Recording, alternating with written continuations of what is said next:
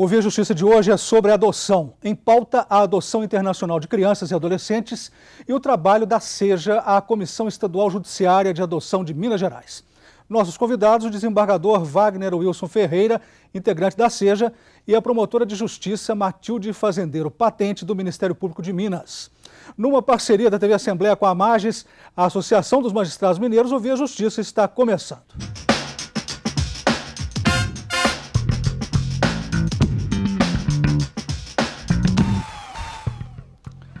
Dia 25 de maio é comemorado o Dia da Adoção. Desembargador Wagner, por que esta data? Como foi a evolução histórica dos processos de adoção no Brasil?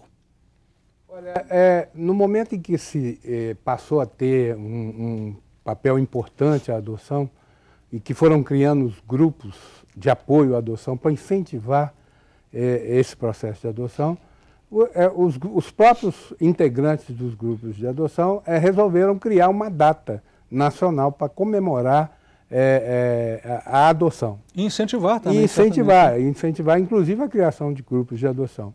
Então estabeleceu-se o dia 25 de maio como sendo um dia nacional para comemorar esse Dia Nacional da Adoção. Agora, e o processo histórico de evolução? O senhor acha que a evolução está sendo positiva até aqui? Não, sem dúvida. Até porque antes das leis que estabeleceram critérios para se concretizar uma adoção no país, a adoção era feita assim, como a gente dizia, a adoção brasileira.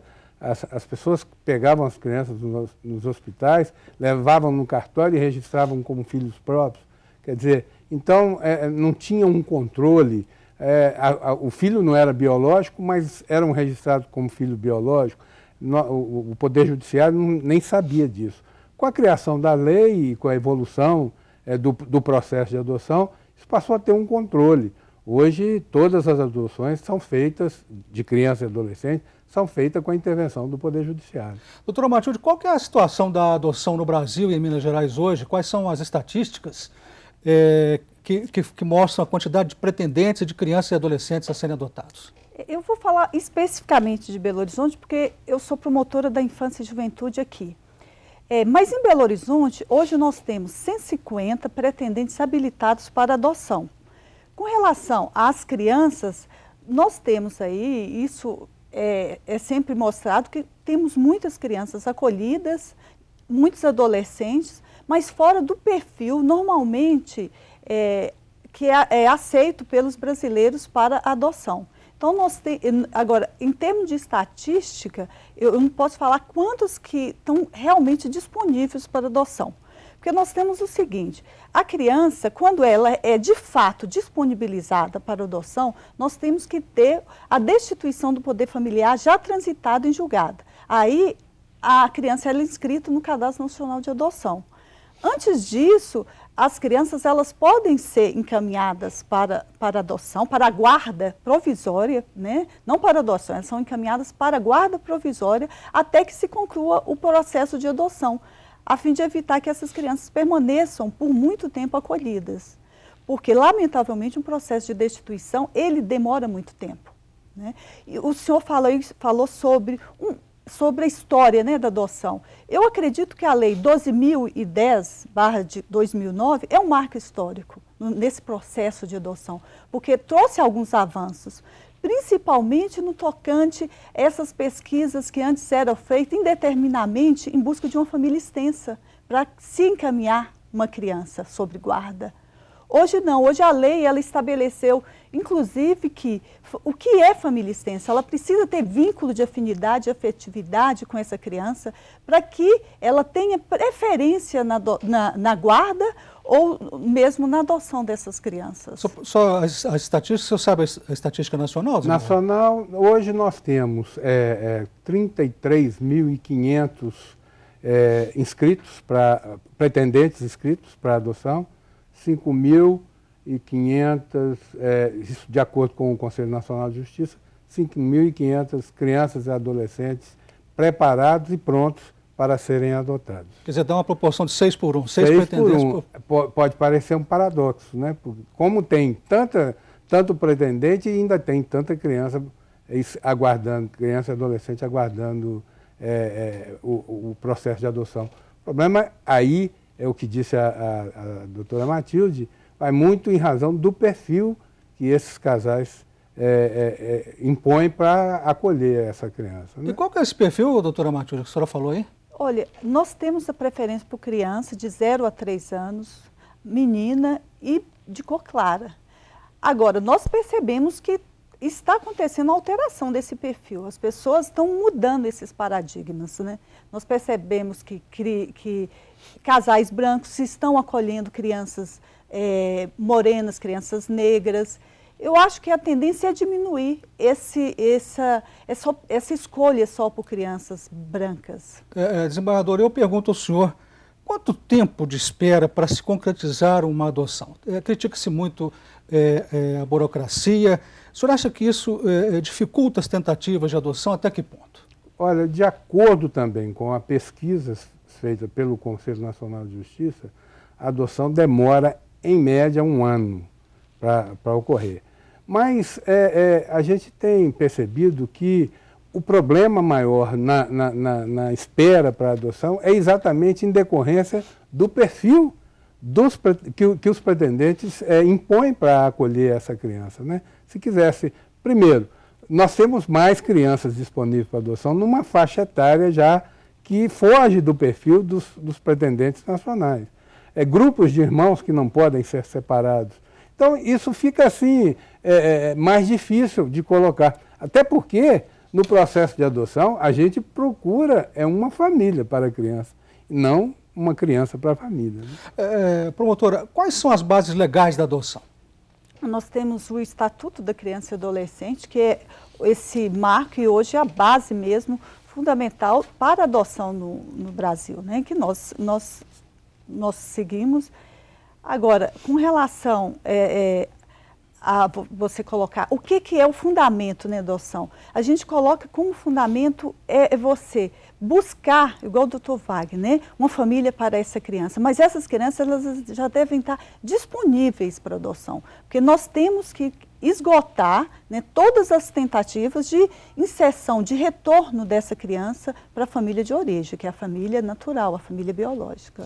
Desembargador, o que diz a Convenção de Haia de 93, a Convenção relativa à proteção das crianças e à cooperação em matéria de adoção internacional? A Convenção de Haia, ela estabelece critérios para a adoção internacional, visando sempre o interesse superior da criança. Ela permite que ocorram as adoções internacionais, evidentemente, depois de esgotada toda a possibilidade de colocação dessa criança na sua família natural ou extensa, na família substituta nacional, e só depois que os países contratantes definem que a criança está disponível para adoção internacional, é que o processo da adoção internacional ocorre. A Convenção também garante que as adoções sejam reconhecidas no país que vai receber a criança, desde que elas sejam feitas nos exatos termos da Convenção, da própria Convenção. Para a gente encerrar esse bloco, promotora, quais são os requisitos para a adoção internacional? Bem, a criança, com relação à criança, ela tem que estar, né, devidamente destituída, os genitores, né, têm que estar destituídos do poder familiar, a criança tem que estar inscrita no Cadastro Nacional de Adoção e tem que haver uma pesquisa inicialmente no Cadastro Nacional para pretendentes brasileiros inscritos. Somente depois de certificado que inexistem pretendentes nacionais para adoção daquela criança, o juiz encaminha o caso para inscrição na SEJA, que é Comissão Estadual Judicial para Adoção. Nessa hipótese, há um edital convocando as pessoas, os nacionais e estrangeiros também, para pleitear, né, a adoção dessa criança. O Via Justiça faz agora um rápido intervalo e voltamos em instantes.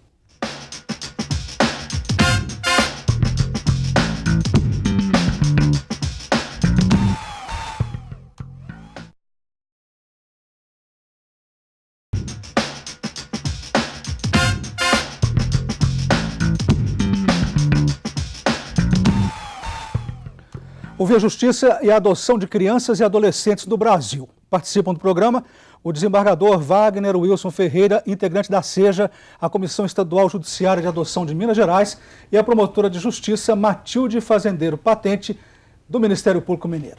Desembargador, vamos falar um pouquinho sobre a SEJA e a adoção internacional. Carla, a SEJA é uma comissão, é uma autoridade central em matéria de adoção internacional no âmbito do Estado de Minas Gerais.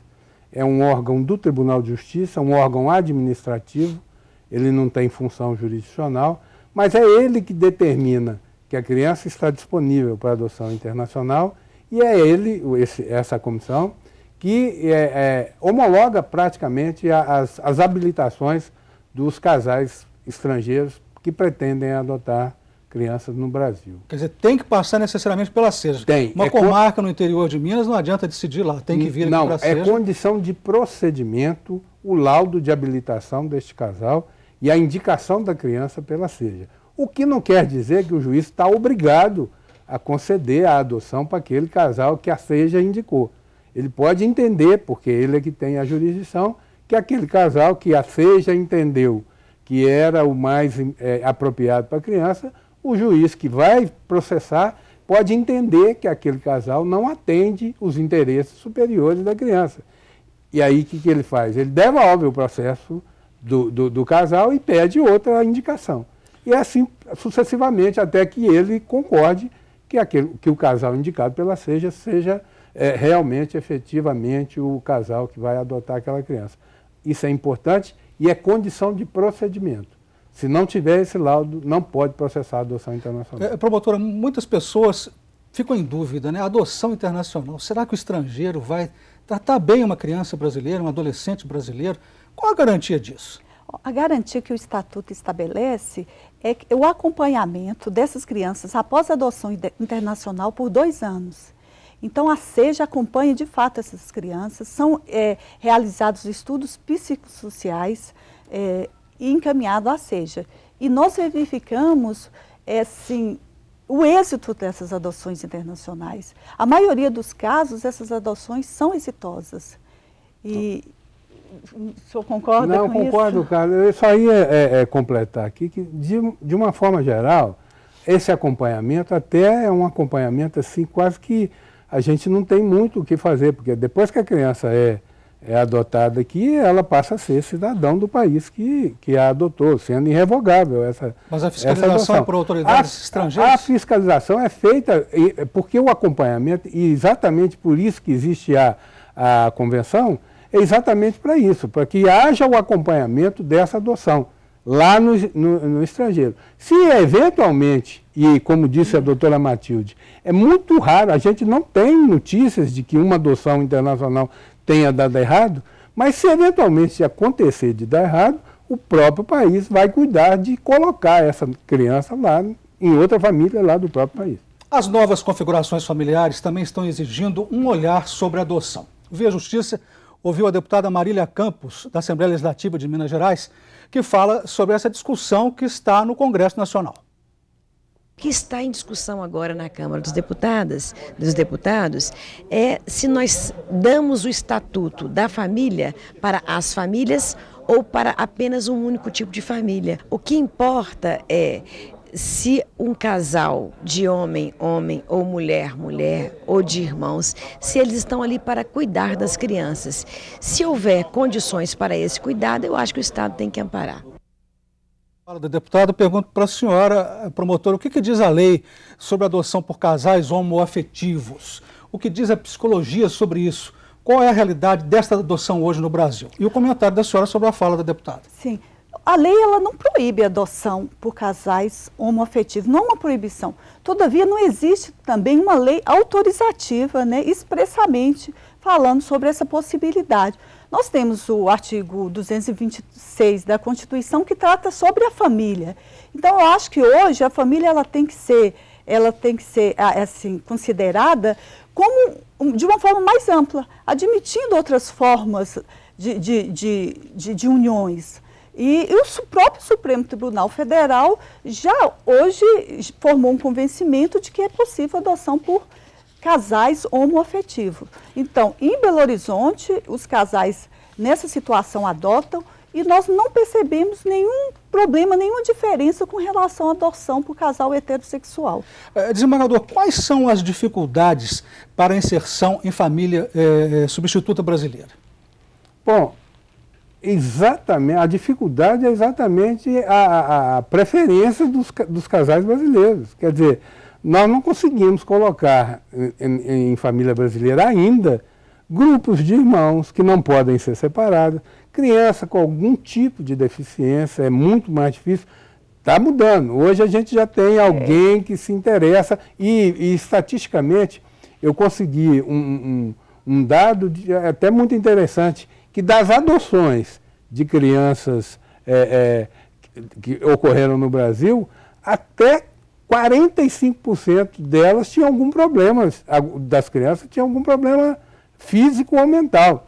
Quer dizer, mas no perfil, quando o casal se dispõe a adotar, no perfil ele fala, não, se tiver algum problema de saúde físico, eu não estou preparado para adotar. Grupo de irmãos é muito difícil. Crianças com até 12 anos de idade, ou que passou dos 8 anos de idade, no Brasil, praticamente impossível inserir essas crianças em família substituta. Eu queria até voltar à promotora, a senhora falou, doutora Matilde, sobre, parece que agora, né, os casais da raça branca estão adotando crianças da raça negra, não é isso? Nós temos percebido essa mudança em Belo Horizonte. Mas isso era uma dificuldade, Era não é? uma dificuldade, mas eu acho assim, a partir do momento que há também uma mudança, né, das pessoas, até se você for pensar, a questão de você ver um mundo diferente, porque isso é simplesmente uma questão de cor, né? Eu acho a cor negra, a cor branca, e a forma, quando se trata, por exemplo, de uma criança negra, que é encaminhada para um casal branco, eu acho que esse processo de integração e conscientização é até mais fácil, porque a criança já sabe que ela é adotada. Não há uma dificuldade até de inserção desse tema. Mas ela corre o risco de um racismo, por exemplo? Olha, a família, né? Na família, eu acho que a família que faz opção pela essa cor, que faz opção por cor, ela não tem racismo. Né? Ela não tem. É interessante que criança recém-nascido, hoje já não... Antigamente era até difícil de colocar uma criança, um bebê negro em família substituta brasileira. Hoje já não tem mais esse problema. Não tem. O Via Justiça faz mais um intervalo e voltamos em seguida com o bloco final do programa.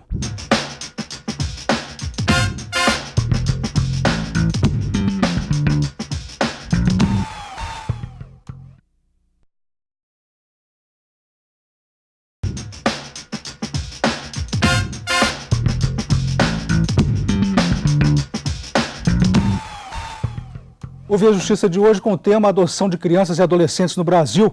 Participando do programa, o desembargador Wagner Wilson Ferreira, integrante da SEJA, a Comissão Estadual Judiciária de Adoção de Minas Gerais, e a promotora de Justiça Matilde Fazendeiro Patente, do Ministério Público Mineiro. Deixa eu abrir esse bloco ainda na questão da adoção de crianças negras, só para deixar mais clara a pergunta. Eu digo assim, não é a discriminação de quem adota, mas, por exemplo, um casal adota uma criança negra, vai num clube, essa criança pode correr o risco de um racismo, não? Sem dúvida, isso existe. Existe, assim, independentemente de ser ou não a criança adotada, existe no país ainda preconceito com relação ao negro, infelizmente existe. Mas isso, eu acho assim, nós temos que tentar vencer isso. Principalmente tratando-se de adoção, a gente tem que ter um posicionamento até mais aberto, receber essas crianças de uma forma mais carinhosa, né? Aceitá-la no seio da sociedade. Nós temos que orientar nossos filhos para aceitar isso, aceitar as diferenças. É isso que eu penso. No intervalo a gente estava conversando aqui com o desembargador, ele relatando, gostaria até que o senhor contasse para o telespectador, né, a adoção de criança com deficiência, uma criança com hidrocefalia, não é isso, desembargador? Foi feito por um casal. Nós temos casos fantásticos. A adoção internacional tem me proporcionado, nesses anos que eu trabalho com a adoção internacional, desde 97, tem me proporcionado assim, momentos fantásticos, realmente de você ver como que o amor, o carinho e a obstinação daquelas pessoas que adotam uma criança com deficiência praticamente cura essas crianças. Nós temos um caso aqui de uma criança que tinha problema de hidrocefalia e que foi adotada por um par formado, né, por dois rapazes, que adotaram. Essa criança não teve a menor oportunidade de ser adotada no Brasil, porque era portadora de hidrocefalia.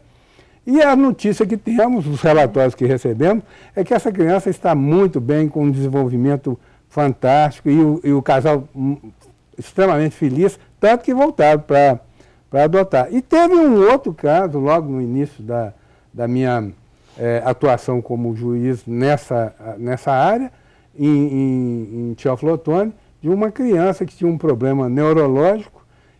Eram 3 irmãos, os brasileiros só queriam, eram 3 trigêmeos, os brasileiros só queriam a criança sadia, e essas crianças ficaram no abrigo 4 anos. E durante esse período, essa criança que tinha o problema não teve desenvolvimento nenhum, não saía do berço, não chorava, não manifestava absolutamente nada. Um casal holandês esteve no Brasil, adotou as 3 crianças, e um ano depois eu tive a oportunidade de, estando na Holanda, estar com esse casal. Eu não notava a diferença das crianças. Doutora Matilde, quais são os mitos que dificultam a adoção no país?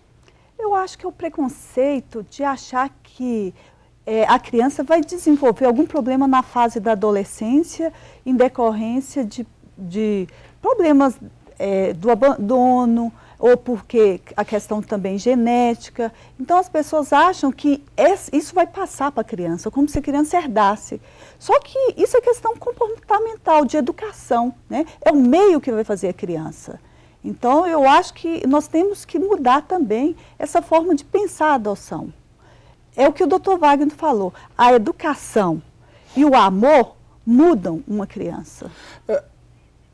Desembargador, o senhor acha que a sociedade civil brasileira ela tem se omitido no enfrentamento do problema do abandono de criança e adolescente? Eu não tenho dúvida, não tenho dúvida. A omissão é muito grande. A gente tem feito um trabalho, mas não é só da sociedade, as autoridades também. O problema é cumprir o que determina a legislação menorista. Quer dizer, é o dever do Estado, da família e da sociedade, dar todo o suporte para que essa criança tenha um desenvolvimento sadio e se torne um adulto útil. Isso não acontece. A gente tem feito esforços, campanhas, exatamente para chamar a atenção da sociedade para esse problema. É um flagelo do mundo globalizado, o abandono e o abrigamento, consequentemente. E como dimensionar, doutora Matilde, as dificuldades maiores, né, de adoção de adolescentes do que de adoção de crianças? Eu acho que isso poderia ser modificado através de um programa sério de apadrinhamento, em que as pessoas tivessem a oportunidade de conhecer esses adolescentes, conviver com eles, que aí você conhecendo, você consegue amá-los da forma que eles são e quem sabe adotá-los. A gente está caminhando para o final do programa, gostaria das considerações finais do senhor, desembargador. Eu acho que é o seguinte, que a adoção é a melhor alternativa de reinserção de uma criança que não teve a oportunidade de ser criada no seio de sua família natural e de se tornar um adulto útil e produtivo. Nós precisamos incentivar a adoção. A legislação brasileira reconhece todos os tipos de filiação e vê na adoção uma alternativa realmente extraordinária para recuperar essas crianças que vivem em abrigos e dê a ela essa chance e o que determina a lei, que é um direito dela ser criado no seio de uma família natural, extensa ou substituta. E, enfim, precisamos mudar a mentalidade da sociedade brasileira, das autoridades brasileiras e ver isso como um problema sério que precisa ser resolvido. Considerações finais da senhora, promotora? Bem, como promotora, eu gostaria, sim, que os processos de destituição fossem mais rápidos, para que essas crianças tivessem a oportunidade de ser inseridas numa família substituta. E, infelizmente, embora a lei preveja um prazo de 120 dias para conclusão, isso não acontece na prática. Então, o tempo vai passando e perde a cada dia essa oportunidade de adoção. Então, é isso que nós esperamos, que venha uma lei que mude, que faça alterações no Código de Processo Civil para que o processo seja mais dinâmico, o processo de destituição seja mais rápido, com menos diligência, com menos burocracia, para que ainda haja tempo de inserção dessas crianças em família substituta nacional primeiro e, se não houver candidato inscrito, numa família substituta estrangeira. Muito obrigado, senhora. Muito obrigado ao senhor pelas participações. O Via Justiça de hoje termina aqui. Este programa é uma parceria da TV Assembleia com a Magis, Associação dos Magistrados Mineiros. Até o nosso próximo encontro.